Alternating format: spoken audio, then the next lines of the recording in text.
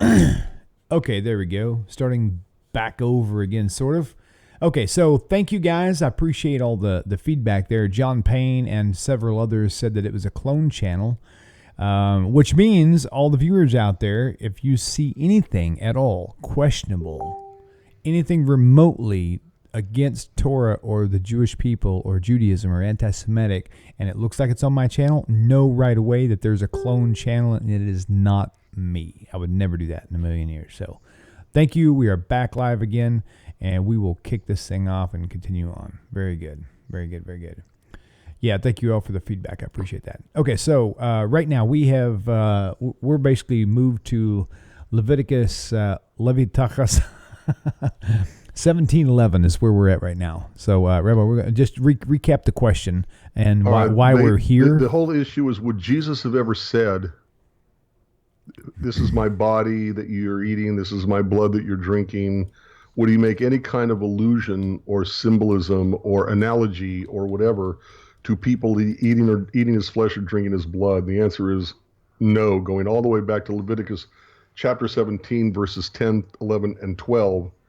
Okay, we started out with verse 11. For the life of the flesh is in the blood, and I have given it to you upon the altar to make an atonement for your souls, for it is the blood that makes an atonement for the soul. Right. Okay, but if you take a look at the context in which it is found, just real quick, let's go over the whole thing. Okay. The context is, if you're going to do a sacrifice, the blood for the atonement goes on the altar. Actually, it goes on the sides of the altar. But the point is it goes on the altar, not in your mouth. Right. That's the whole point here. So, verse 10, and whatsoever man there be of the house of Israel or the strangers that sojourn among you that eats any manner of blood, it just disappeared. It was on the screen and then it went off. 30-second delay, 20-second delay. Yeah, I don't know why it went off. Okay. That eats any manner of blood, I will even set my face against that soul that eats blood, and I will cut him off from among this people. It clearly states that anybody who eats blood is going to be cut off from the people. And then it says, for the life of the flesh is in the blood, and I have given it to you upon the altar to make an atonement for your souls, for it's the blood that makes an atonement for your soul. Therefore I said to the children of Israel, no soul of you shall eat blood, neither shall any stranger that sojourns with you. So the whole point of this is, yes, in fact, blood sacrifices were one way to obtain forgiveness for sin. However, the whole point here is that if you're going to do a blood sacrifice, don't eat the blood, don't drink the blood. The purpose of the blood goes on the altar. It's not the only way to obtain sacrifice. There are plenty of other ways to obtain sacrifice, but if you're going to choose to use a blood sacrifice for your forgiveness, then put the blood on the altar, not in your mouth. So this being very central in the Torah, in our Torah, it's in our Torah, it's very central. You can't get around this. It's right there. Okay, Jesus would never have said, this is my body that you're eating, this is my blood that you're drinking. That's just not, it wouldn't have happened. Right. So, and I don't know if it's still up. It probably isn't up. I can't tell if it's up. What are you looking for? I can't remember who it was, said, yes, but Rabbi, it still says it makes the atonement for your soul. Yes, blood sacrifices were a way of obtaining atonement for the soul, only for unintentional sin. I couldn't go commit first-degree premeditated cold-blooded murder, give up a cow, and then I'm forgiven. Right, accidental sins only. Exactly, accidental sins. Unintentional sins is the only thing that blood sacrifices worked for. So if you're going to choose to do a blood sacrifice, don't drink the blood, put it on the altar. It actually goes on the sides of the altar. First of all, it explicitly tells us to go on the sides of the altar, but remember the altar, everything on the altar was burned. If you put the blood on top of the altar, you'd put out the fire. So, at any rate. Over 40 says, thank you, Rabbi, I finally get it. Over 40. Very cool. Good. Okay. Very good. All right. So, yes, it was over. That's right. Yes. Okay. Sorry, over 40. I forgot who it was that said this, but yes, you're very welcome. At any rate. Okay, so we know that Jesus would never have said that. So we come to the question, where in the world would Christianity get this from? People make the mistake of believing that Christianity developed from Judaism. It did not come from Judaism. Right, came from Catholicism, the Roman Catholic Church, the Romans. No. What I'm saying is that all forms of Christianity, be it Roman Catholic, Episcopalian, Baptist, whatever, all Christianity's sources are not Judaism. Right. Every source of Christianity is pagan idolatry of the Greco-Roman world. There was... and actually, I should say the Mediterranean world, because you've got Attis, the god, a god in Phrygia, which is I think it's the northeast Mediterranean, somewhere in there. I'd have to look it up. I don't remember exactly. But Attis was a Phrygian god who's very, very interesting, by the way.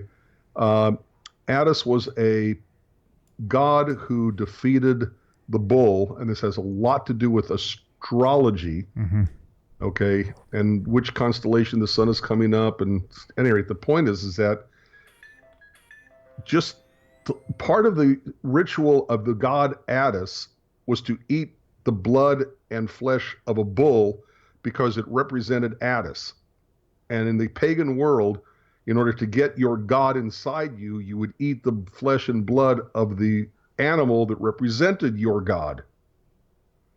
The bull, Attis was a god who defeated the bull, a big bull, and he slices it and cuts it up, and he wins in a battle with the bull. And that's no bull. Ha, ha, ha. Okay. So the point is that interesting thing about Attis is that how did a person become part of the religion for Attis? They would take a live bull, okay, they'd dig a deep, deep hole. A person would be in the hole. They'd put a grating, like a lattice work over the hole that the person was underneath the lattice.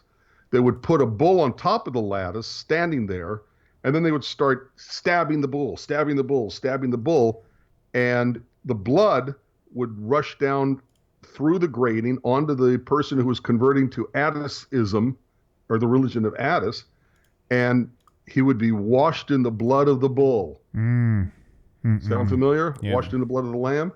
This would be washed in the blood of the bull. Part of the ritual of worshiping Attis included, let me find it. Where to go? I just had it.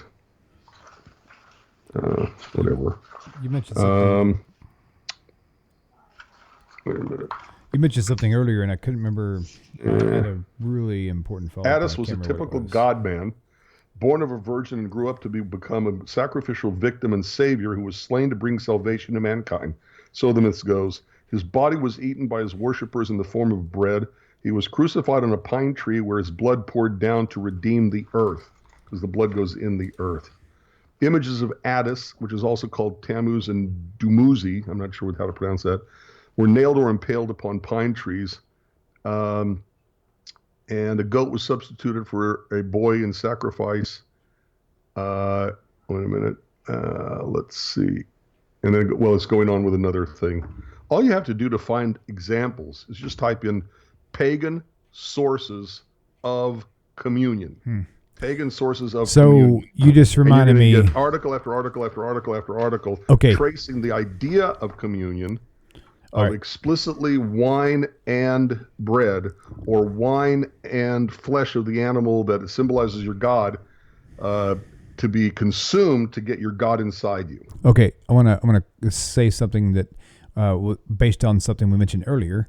So it's the religion of Attis. It's Phrygian, Attis. Rabbi is the Rabbi, God Rabbi, I am Rabbi, speaking Rabbi, about. Yep. Rabbi, can you hear me? Yes. Are you sure? Yes, I was typing an answer to Jennifer Wright. Because as I was talking, you were actually talking over me. I don't know. Maybe it's because sometimes when you don't have your headphones on right, you can't hear what I'm actually saying very well. So no, I heard you, but I was. Oh, okay. Ignore me, and I'll go away. Okay, so absent-minded Stuart. Don't forget that. Okay, so going back. Okay, so there's a really great Jewish historian named David Solomon, in1hour.net. It's a really great dude. He's awesome. Anyway, he really gave a breakdown. So to be more specific on what Christianity is, it doesn't come from Judaism. It comes from pagan idolatry, yes, but further deeper than that. So, if you remember, Jacob had a brother, Jacob and Esau. Okay, Jacob was the good brother, and Esau was the not so good brother. Actually, he was very, very bad. And so Esau later he became the Edomites, right? And the Edomites actually basically Esau from Edom. The word Esau is not the same as the word Edom. All I know is that they said that it was connected directly with the Edomites. Oh, okay. Well, there might be a connection there, but okay. All right, and then the Edomites actually became the part of the Edomites, and then the Edomites was part of Rome, and Rome is where Christianity comes from the Catholic Church. So Christianity comes from the Roman Catholic Church is like the mother of all of Christianity. And where does Roman Catholicism come from? From Edom, from the Edomites, which actually earlier on would be the Jacob Esau. So by the way, I have a follow-up comment on that. Do that, please do, because I don't even know if that's true. I just know that I've heard several teachings. You know how the wafer in communion is very small, right? Okay, the real connection is they would say Edomites, eat those mites, Edomites. Sorry, I knew I shouldn't have taken you seriously. You're right. You really shouldn't have said. Oh, that's funny. Okay, cool. All right. Okay, so I actually went back on while everybody was watching. I actually went back on and looked on YouTube and tried to look for another Tanakh talk, and I can't find another one. So maybe whoever created the duplicate has blocked my channel, so I can't find them. Or maybe he realized it was really a stupid, not nice, very creepy thing to do. So my recommendation to everybody on here, if you can find that channel, go on there and actually report it as a spam channel or as a duplicate. Make sure you're reporting the right one, though. Oh, yeah. Well, mine is very easy because I've got 600 plus videos on it. And if it's a new channel, there's no way they've got that many videos. Even if they worked all night long, they couldn't upload 600 videos in one night. So, but do it quickly, though. So, all right. Maximo comments, Christians eat the bread and wine like they would at Passover feast, except not like the Passover feast. According to the Christian New Testament story, they were at a Passover feast, and there are three symbols to a Passover feast while the temple stood, which it certainly did during Jesus's day, and that is the Passover lamb, unleavened bread, and maror, bitter herbs. Okay, and according to the story, he's picking up what's at hand, which was the wine and the bread, which means the matzah, the unleavened bread, which is another story into itself, which we get to Passover. We'll talk about that again, I'm sure. Always comes up every year. Okay, and he says, do this in remembrance of me. Drink the wine, it's my blood. Drink the matzah, it's my flesh. Okay, effectively, that's what he said. Now, the problem, of course, is that just like Hebrew has lechem and Hebrew has matzah, Latin has two different words for leavened bread and unleavened bread. Greek has two different words for leavened bread and unleavened bread. And consistently at the Last Supper in Matthew and Mark and Luke and John, the bread that Jesus has at the Last Supper is leavened bread.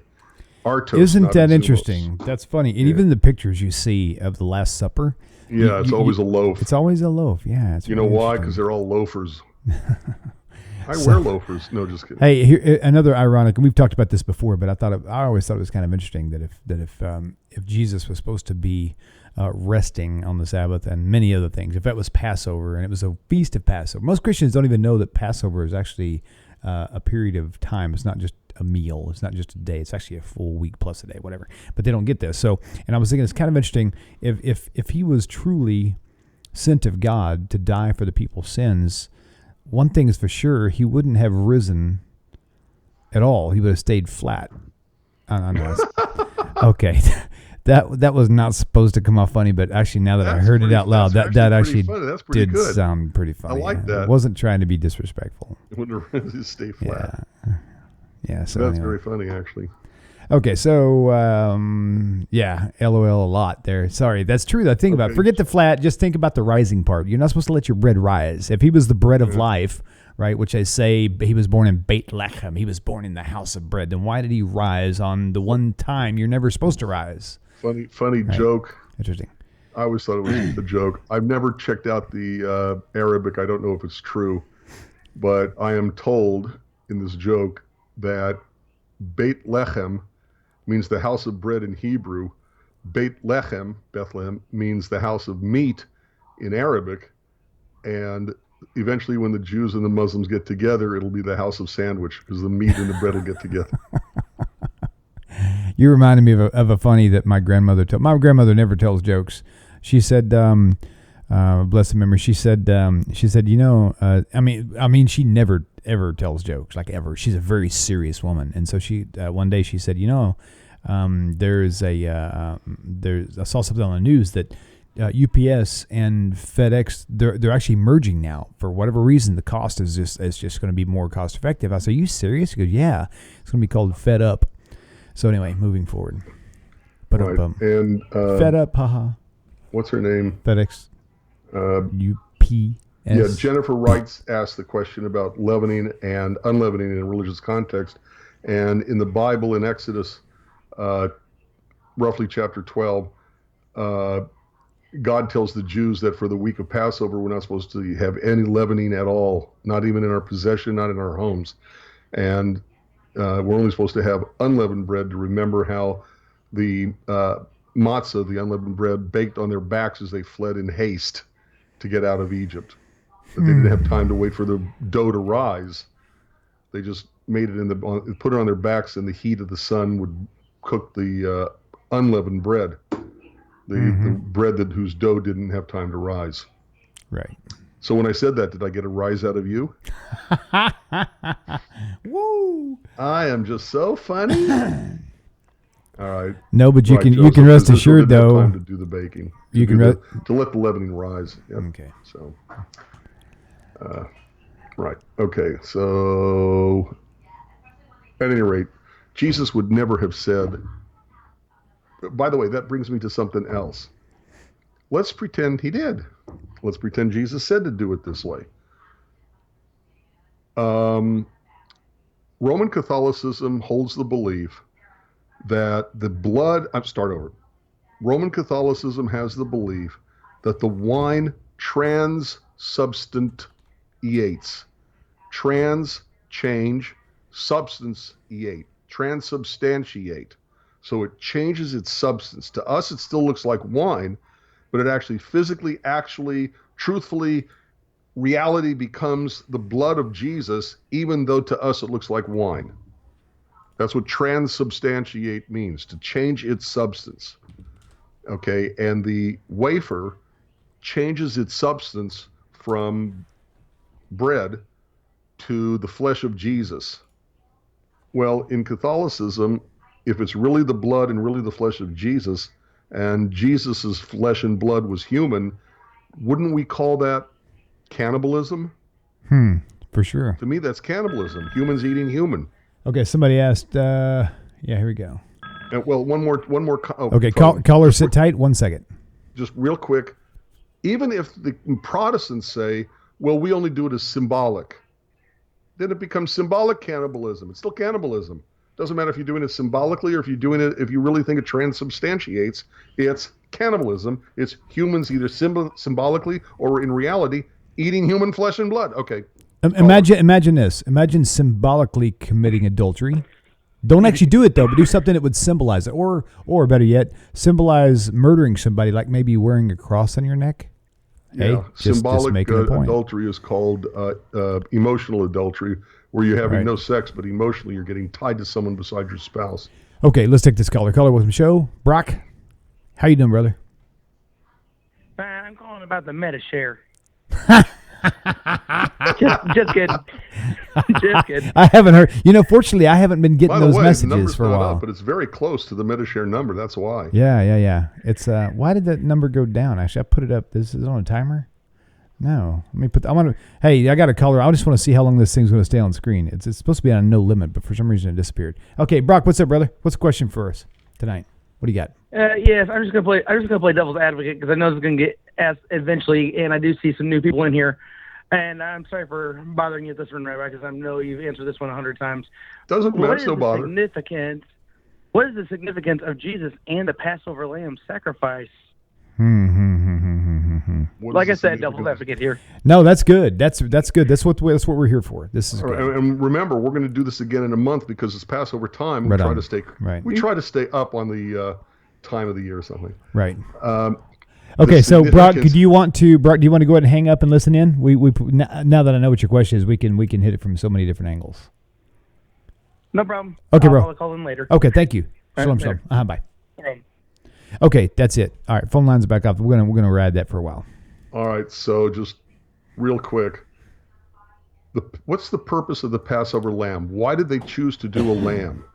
In Genesis, when Joseph has his brothers come to Egypt, he tells them explicitly, don't tell the Egyptians you're shepherds, because they don't really like shepherds. Why?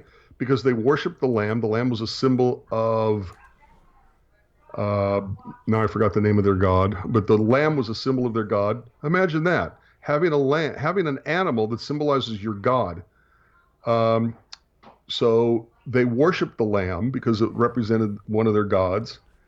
And the reason why the Jews were supposed to take a lamb or a goat, which also represented another god, by the way, but be that as it may, and kill it and put its blood on the front doorpost, is basically to thumb their noses at the Egyptian religion and say, we're not afraid of you anymore. You are our taskmasters, but we're not afraid of you anymore. We've got God on our side, and who cares about what you think? And when the Christians say that Jesus was the Passover lamb, they are saying Jesus was an idol. It's not in their best interest to make it to say that Jesus was a Passover lamb. Right. So I hope that answered his question. Is that what you think he was asking about? Yeah, well, I mean, I was thinking there's so many different aspects. I mean, if you think about it, Passover is the thing that led me out of Christianity, because there's nothing about Passover at all that justifies the Christian view of what they call Easter, which they mean Passover. And in fact, it even says it in the King James Version in the New Testament actually refers to Easter as Passover, right? So they get it. Maybe Christians don't, but the people who are in this Bible writing thing do get it. But the problem is there's nothing about Passover, the actual Pesach sacrifice, that has anything to do with sin at all. Exactly. That's what Yom Kippur is for. Well, actually, remember, a person can repent of their sins and come back to God and find atonement, even when it's not Day of Atonement, even if it's not Yom Kippur. Right. But having Yom Kippur means that once a year, we will at least once a year go through the process. But to be absolutely fair, my problem I had was when you read the holy days as it's lining up, it kind of runs in like a jumbled on continuous flux of things. It talks about Yom Kippur and it goes right into Passover. And so I could see how I got them confused, but I didn't realize that Pesach and Yom Kippur, they're like 6 months apart. They're like on the opposite ends of the calendar. They have nothing to do with each other at all, right? But see, I didn't know that, and neither does the church. And so everything about Passover and Christianity is completely screwed up. Messianic, same thing. They totally are trying to extract anything they can. They can see a red flower on the ground during Easter and say, see right there, that represents the blood of Christ. God put that flower here for you today to let you know that blood of Christ I can hear that voice. You see my point, though. Let you know. Can I get a witness up in here? Okay, so point being, not a joke, Passover, I've got Rod Bryant and Rod Bryant and Rav Yitzchak Michaelson, Ira Michaelson, invited me on their show on Israel National Radio a while back, about 4 years ago, and had me do a little mini testimony. And it was literally, the show was called The Passover Problem That Set Me Free. Right? That was the whole thing. If you go back and look at my testimony 4 or 5 years ago, we've got about 600 plus videos on Tanakh Talk now. Somewhere maybe around video number 80-ish, something like that. My video there, and it talks about the Easter Passover issue. What really started opening my eyes up to seeing major problems. Everything about it is wrong, not just one or two things. So anyway, moving on. Okay.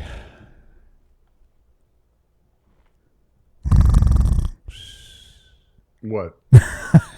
I just want to see if you were listening.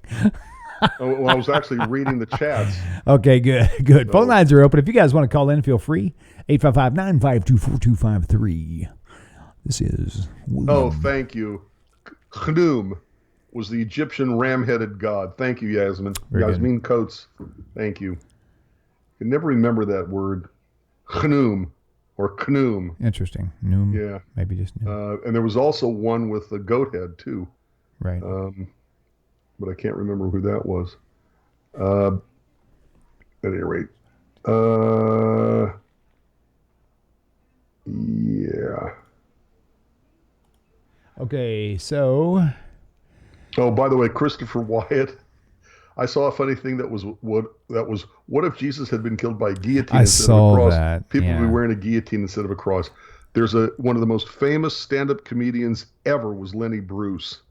And Lenny Bruce had like a 20-minute routine on this where instead of a guillotine, he was talking about the electric chair. But he said exactly the same thing as part of his routine, that people would be wearing little electric chairs around their neck if it had been done in the modern period. You know, it's funny, but it's real. I mean, if you think about this, if Jesus was killed with a shotgun, would Christians walk around with the shotgun hanging from their neck? I mean, think about that, how stupid that is.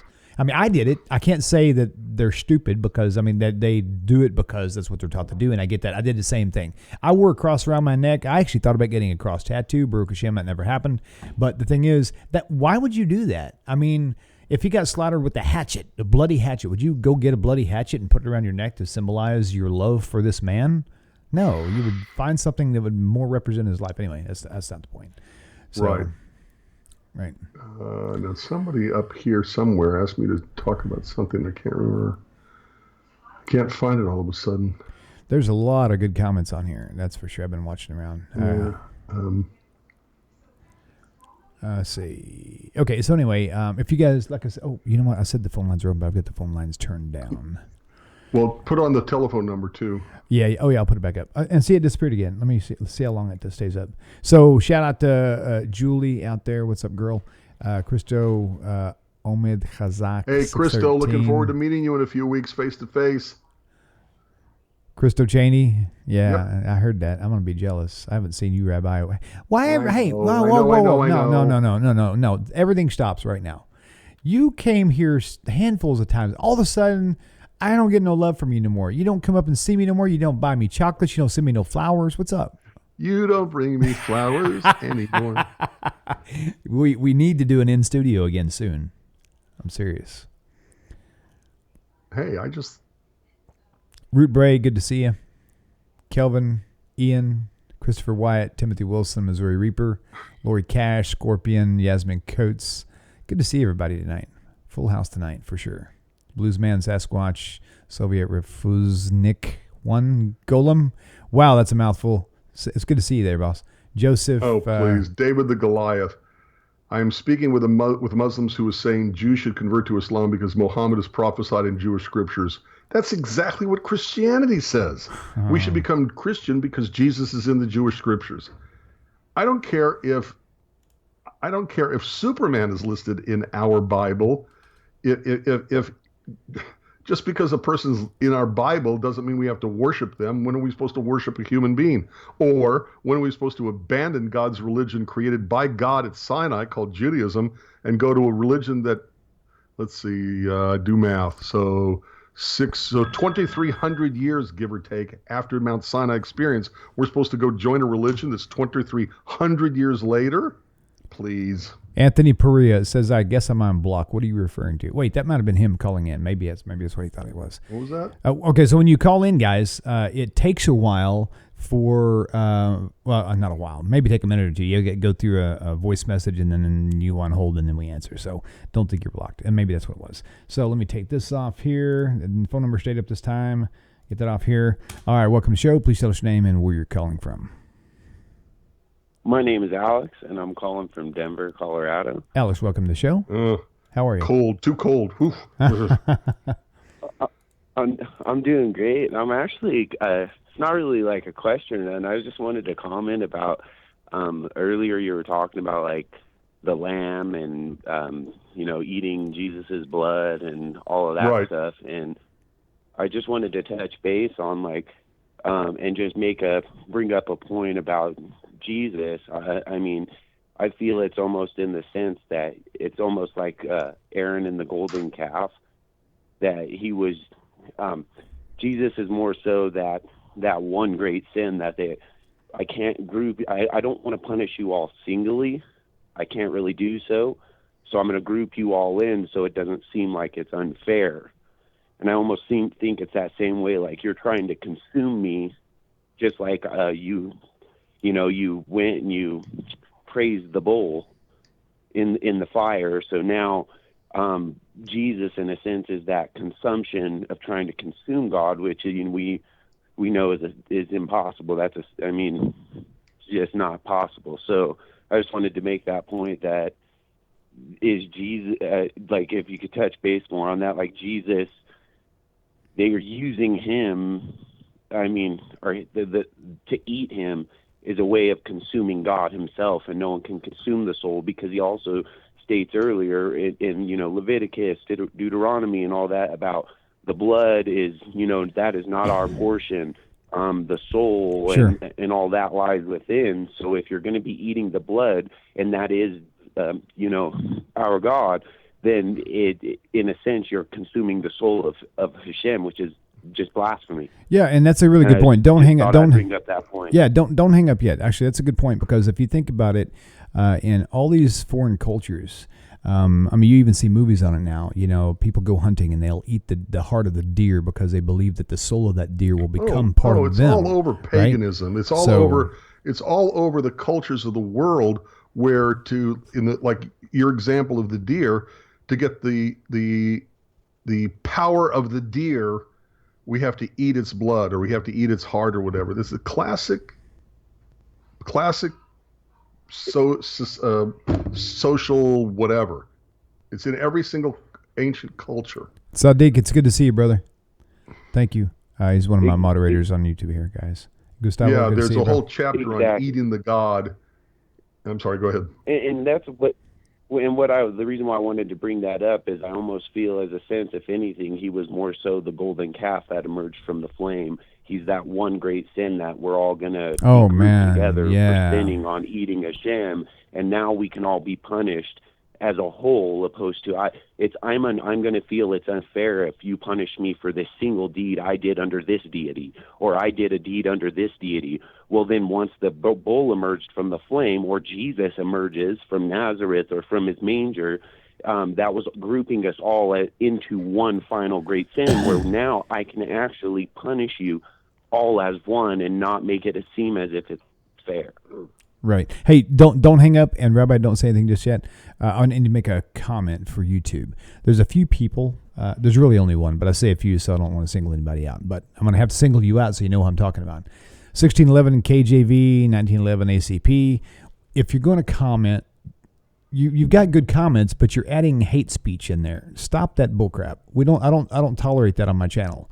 Be respectful to people. If you want to say something intelligible, say it, but don't add negative crap in there, right? So don't be saying people are doing wicked sins and you don't have any clue about it. Point is, he made a good point, and he's saying this right now. He literally said, oh man, actually I hit it. Let me see, view deleted message. It says, Catholics take, quote unquote, eating his flesh and drinking his blood. Literally, Jesus never meant that. I would not have deleted your message if you didn't add the following statement afterwards. So if you'll be careful how you write things, you can put your comments. We let anybody want to watch the show they want to. You can even comment. But the moment you become disrespectful to others, you will get blocked, and I will block you from the channel completely. I do not tolerate being mean or cruel or hate speech. So I'm not saying please. I'm saying don't, because I will not tolerate that kind of behavior. Good. Yeah. So, you can't say anything like that. Only we can say. No, just kidding. And he just said, okay, my bad. Thank you. I appreciate that. 1611, comment away. I'm serious. Okay, very good. Go ahead. Finish with your comment with Rabbi Federow. That's all I really wanted to say. I just wanted to, bring up that point. That's one thing I see is now we can all be grouped as one and be punished for that. And I just thought, bring it to light and see where it goes. So yeah, that was a really good point. I appreciate you bringing that up. That was really, really a great point for sure.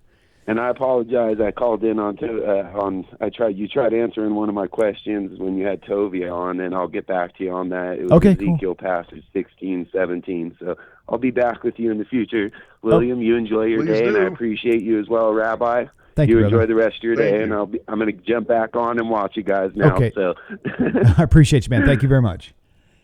Yeah, shalom. Love you guys. Hey, Bye. love you too, man. Take care, bye. Okay, cool. Yeah, I mean, it's so much good truth there. It's wow, my brain literally just exploded with like thousands of thoughts of so many things I was fooled with as a Christian, and now it's like it's so obvious. I cannot believe I actually thought that my journey leaving Christianity would be a little bit 2 steps forward, 1 step back, 3 steps forward, 5 steps back, and it was just going to be a constant struggle, but it wasn't. The moment I opened my eyes and said, you know what, God, just show me, it was just one step after another, it's never doubled back even one single time. And I don't see that ever happening. Unbelievable.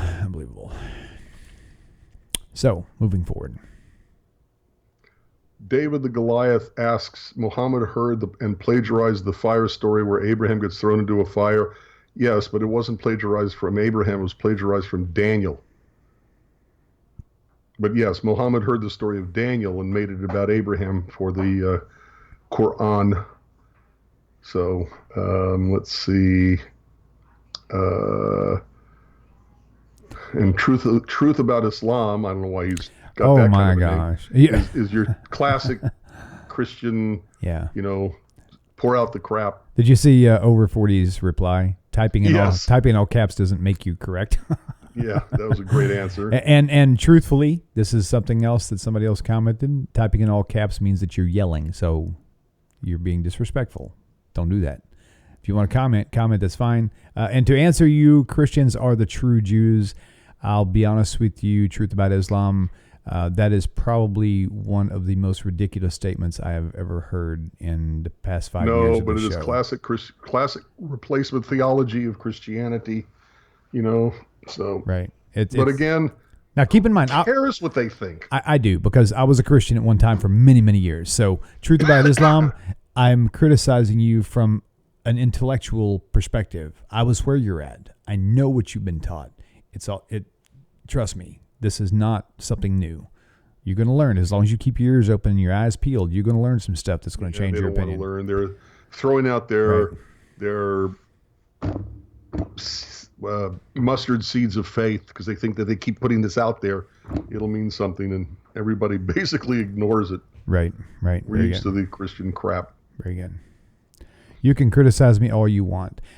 I'm not criticizing you. I'm we don't care who you are. Yeah, I mean, the thing about it is, you have to be open-minded. That's what this is about. And most people are not. A lot of people come onto the channel, they're trolling, they want to come and prove a point. But the thing is, they'll say comments, and now I'm talking directly to this guy, Truth About Islam. People come on to my show, and they'll say, well, what about this, this, and this? Not realizing that we just covered that topic the week before. So they come on here, they never watch any other shows we've done. 600 videos, all of them talking about Christianity.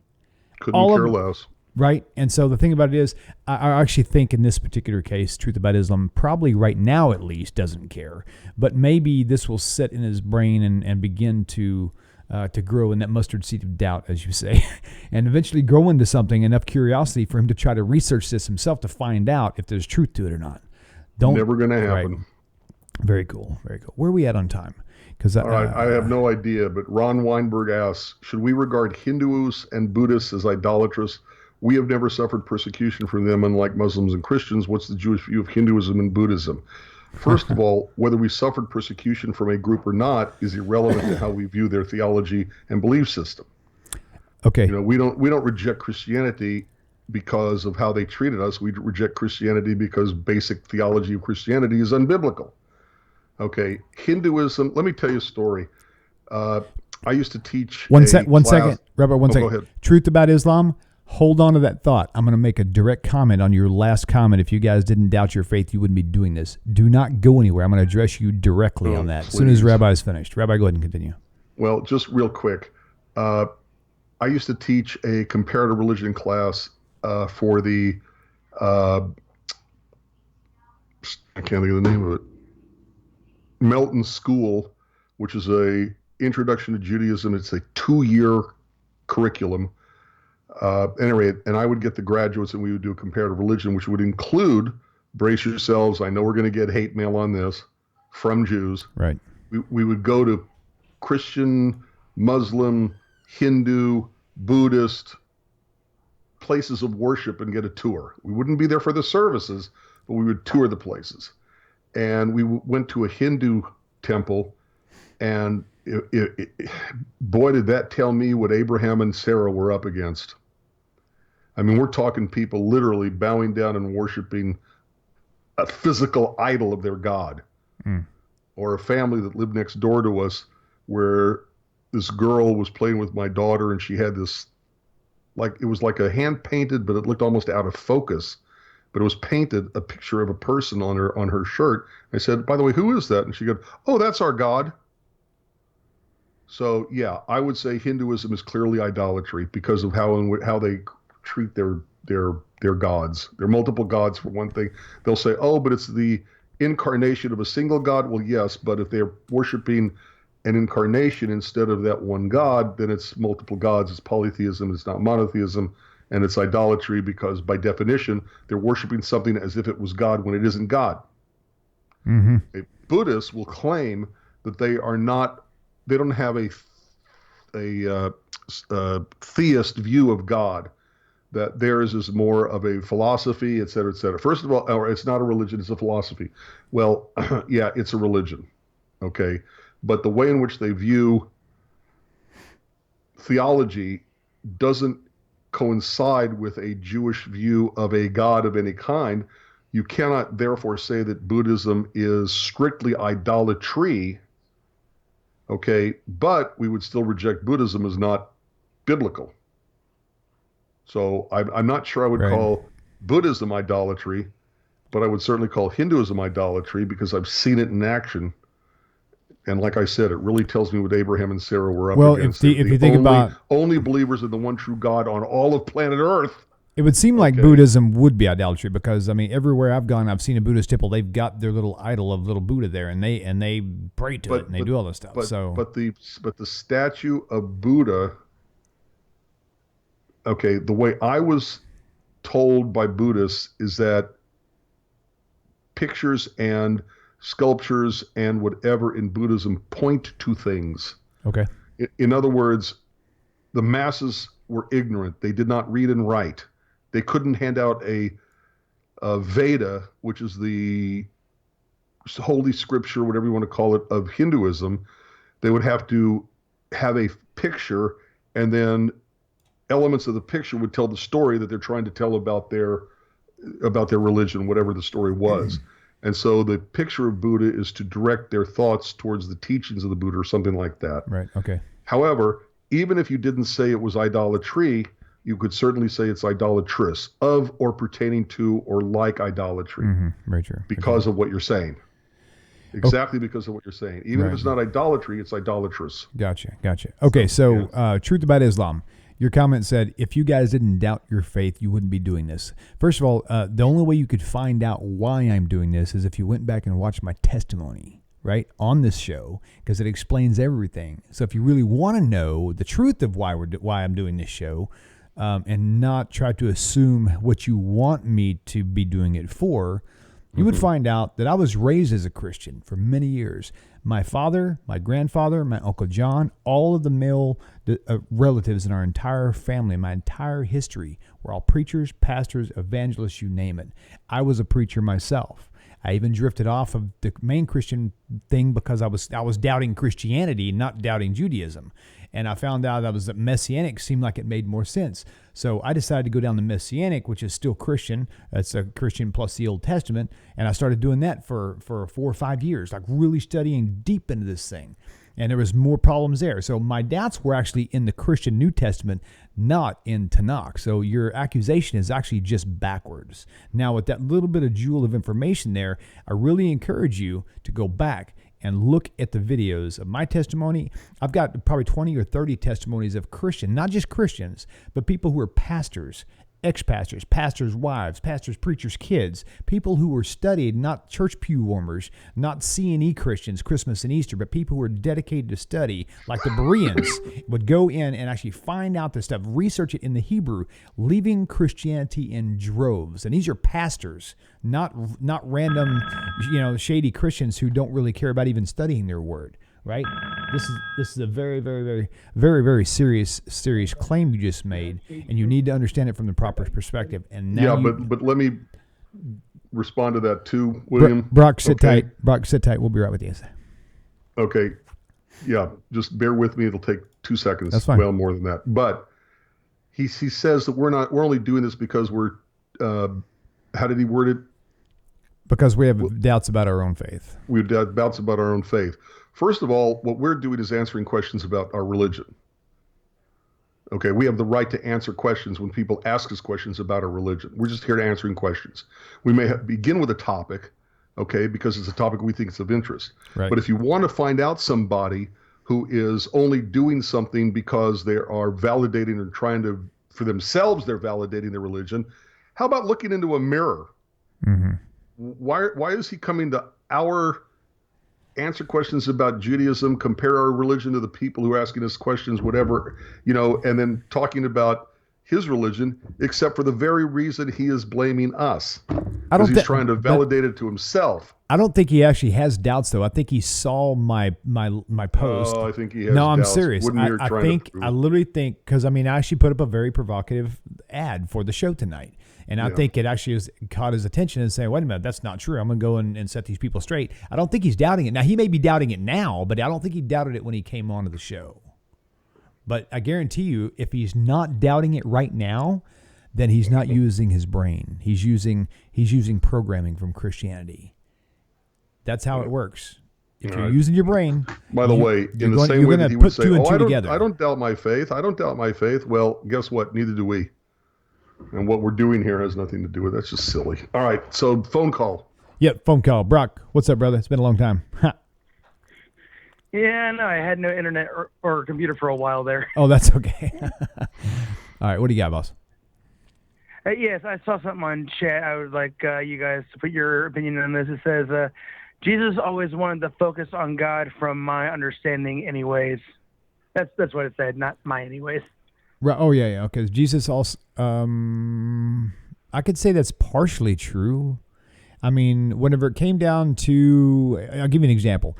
I'll say partially true because remember whenever Jesus was getting flogged and the prophecy says, whatever the prophecy says, it says he will go like a lamb to the slaughter. He did not open his mouth, right? But Jesus actually did open his mouth and he actually defended himself, right? And so I wouldn't say he was totally about his father's business. He was about his own business as well. That's just my opinion. Rabbi? No, I would agree with you.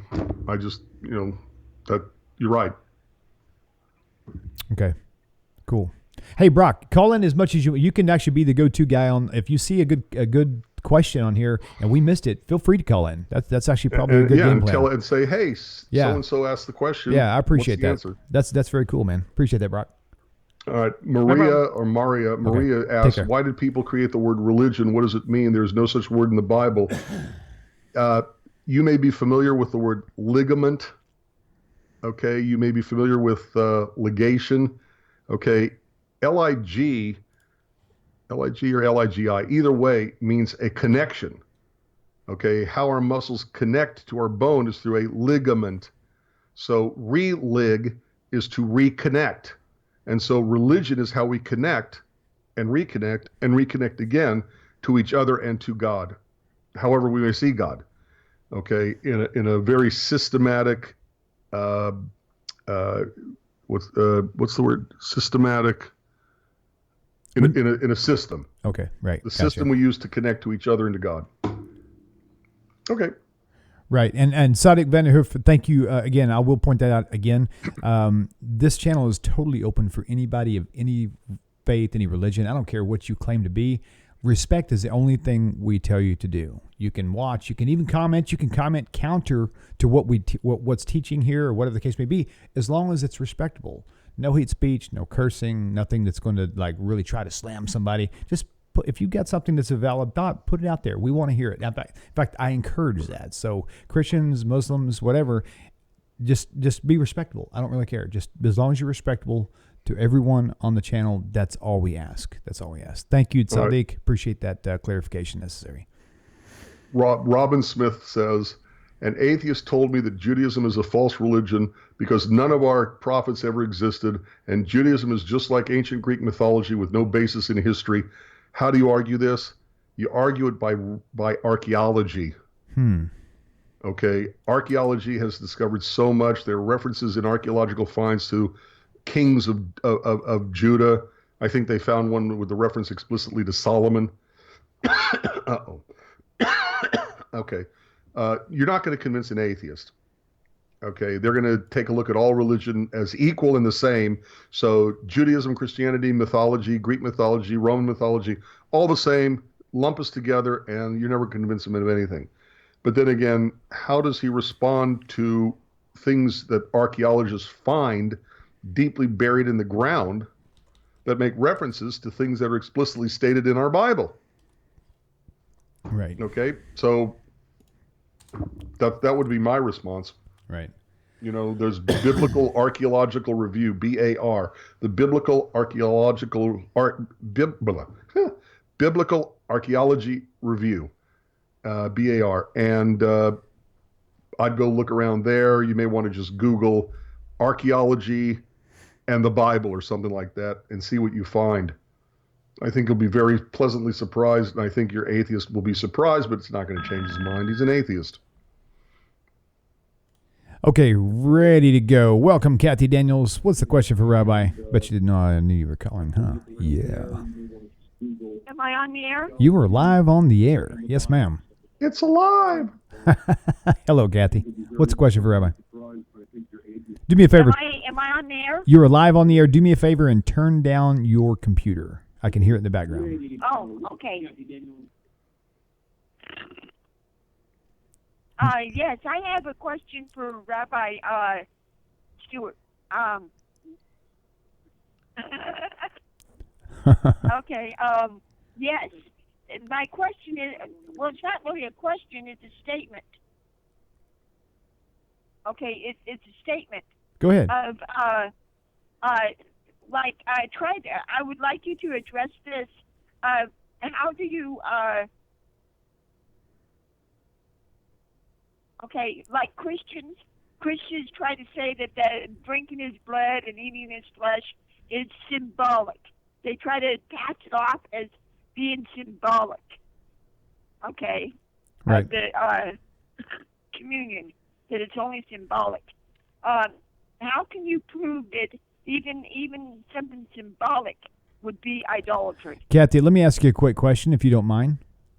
Did you just now recently tune in? Did I what? Did you just recently tune in the last 10 or 15 minutes?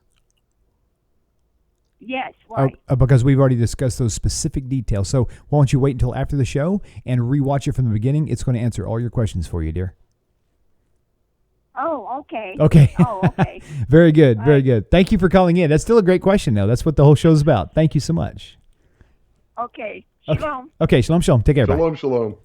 Okay, good deal. Abdul Aziz says, as a Muslim, I sit quietly and listen, but it's funny how people feel the need to take shots. I could rebut, but I'm here with respect. I'm glad you're here with respect. Thank you. Please notice that anytime we take shots, it's because people are taking shots at us, including other Muslims. No, I think he's referring to the people who are actually commenting on YouTube chat. Not clear on that, but okay. Well, I was, because you didn't see the comments that I deleted. I actually blocked about 5 comments already.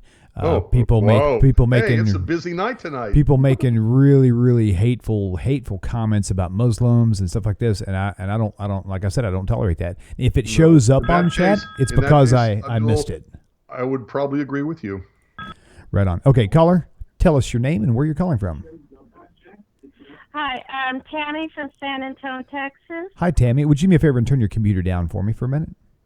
Okay, I'm trying to get it down a No little problem. bit more. There we go.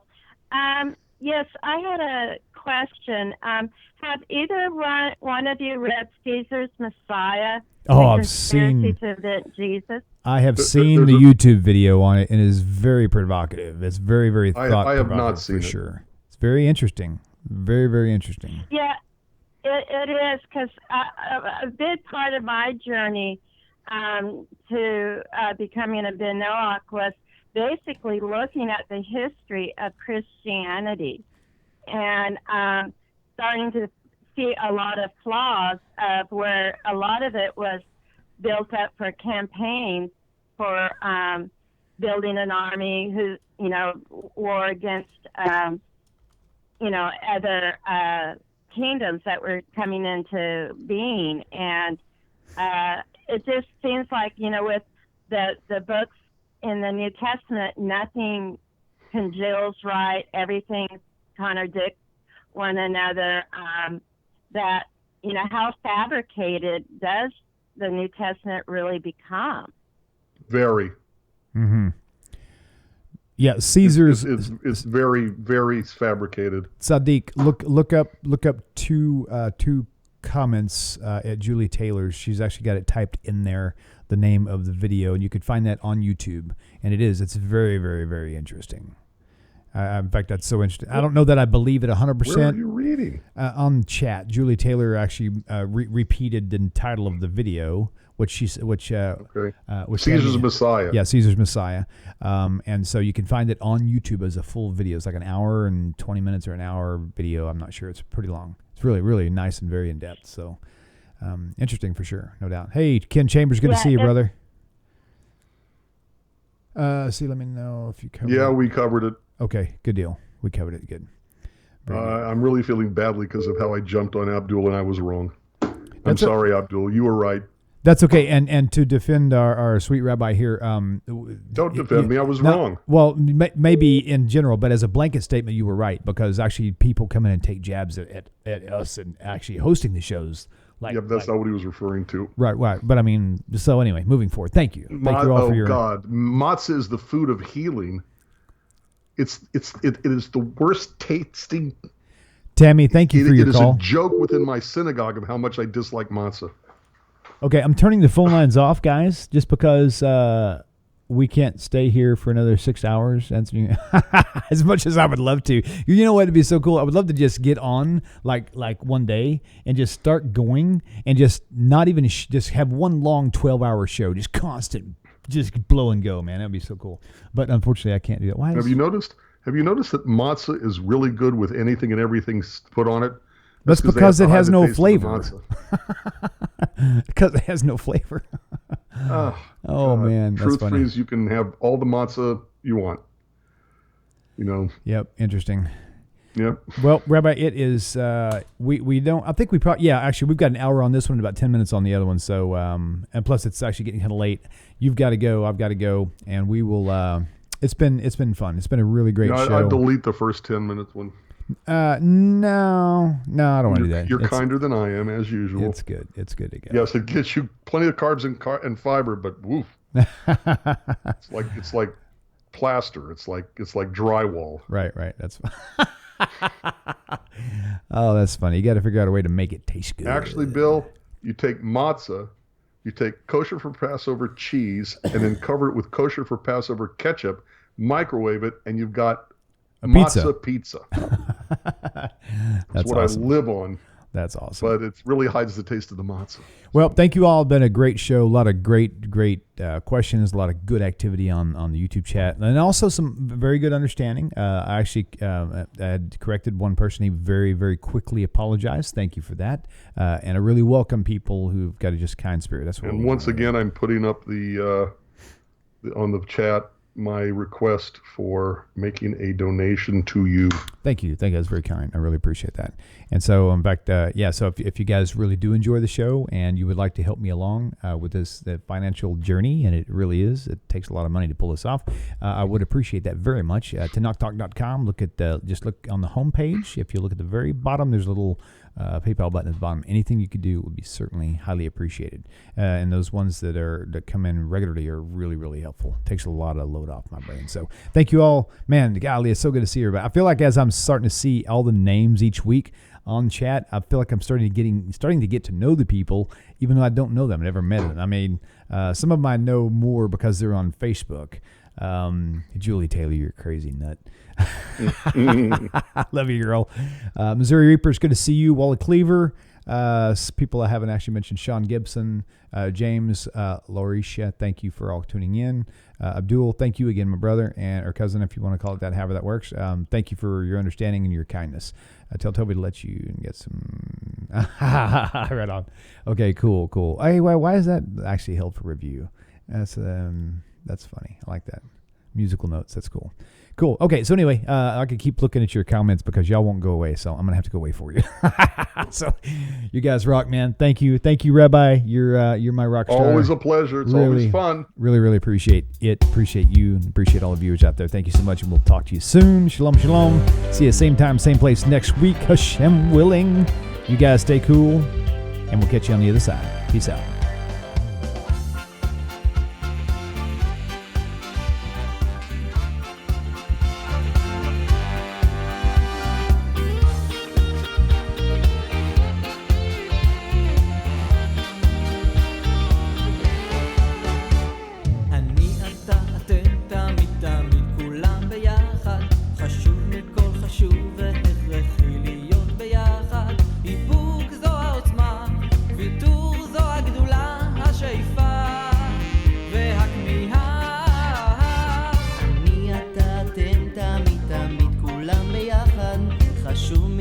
חשוב